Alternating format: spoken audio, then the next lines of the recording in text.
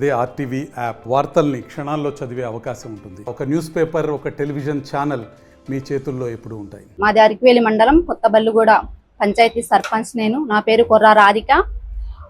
గత 3-4 రోజులు భారీ వర్షాలు పడుతున్నాయి.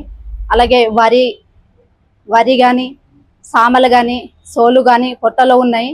అవి ఇప్పుడు కోసే దగ్గరలో ఉన్నాయి కాబట్టి వర్షాలు పడుతున్నాయి. చాలా రైతులు ఇబ్బంది పడుతున్నారు. రైతులకి వీటి గురించి అధికారులు, ప్రభుత్వాలు అవగాహన కల్పించాలి, ముందుగానే హెచ్చరించాలి. ఎందుకంటే వాళ్ళు ఇంత కష్టపడి చేసిన వరిని ఈ వర్షానికి వాళ్ళు ఈ వరి కోసం కాపాడుకోవడానికి ఏదైనా తార్పలు కానీ వాళ్ళకి ఏదైనా ఏర్పాటు చేయాలని నేను ప్రభుత్వాన్ని కోరుకుంటున్నాను.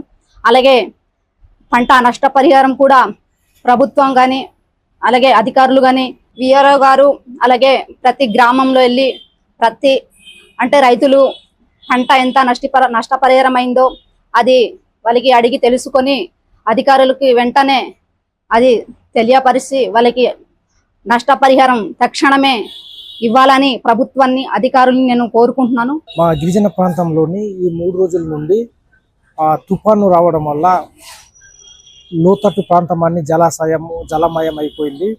ఇంకా రైతుల కోసము చెప్పాలంటే రైతులు చాలా ఆందోళనకరంగా ఉన్నారు. మరి సామలు, సోళ్ళు అవన్నీ కూడా కోత చేసి కలంలోనే పెట్టి ఉన్నారు. అవి నూర్పు కోసం సిద్ధంగా ఉన్నాయి.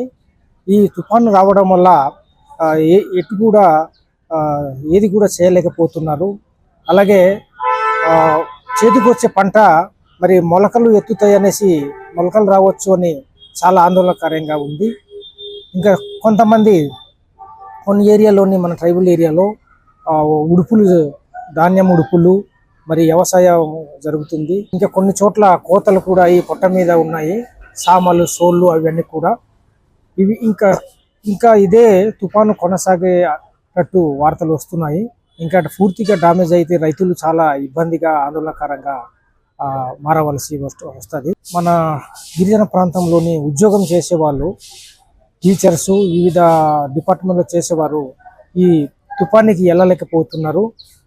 మొత్తం రోడ్లు అన్నీ కూడా జలమయం అయిపోవడం వల్ల డొంకలు అవన్నీ కూడా మొత్తం రోడ్లు కూడా కట్టయిపోయి చాలా ఇబ్బందిగా గురి అవుతున్నారు. ఈ 14 పంచాయతీలో మన శనివారం భారీ వర్షం వచ్చింది. దానికి గిరిజనులు ఇప్పుడే మరి సాంబ్ర గాని, చోలు గాని పొట్లు ఉన్నాయి, మరి వరి నాటు కూడా ఉన్నాయి. దానికి సగం మంది వేసారు, సగం మంది వేయలేదు.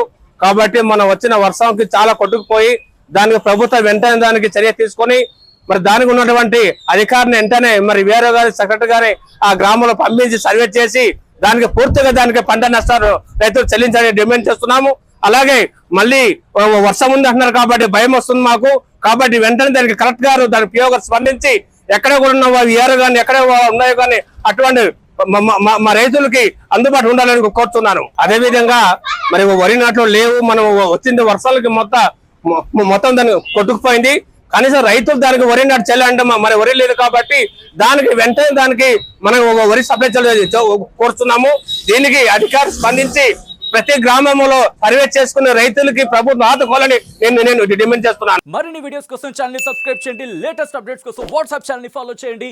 అండ్ లింక్ డిస్క్రిప్షన్ లో ఉంది.